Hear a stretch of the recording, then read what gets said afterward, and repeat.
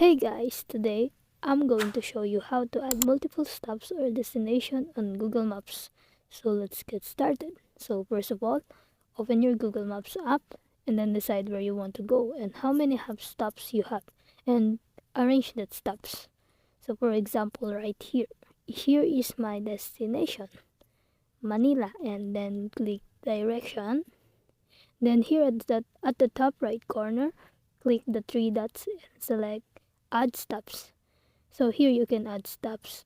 Example I want to put here is Naga, my first stop. And then here another stop. Then here again I'm gonna add another stop. And once you add all your stops, click the start right here.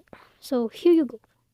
That's how you add multiple stops on Google Maps. So thanks for watching. And by the way, if you like what you've seen, check out the product links below in the description. When you click one of the product links, I'll receive a small commission which helps support this channel. Thank you.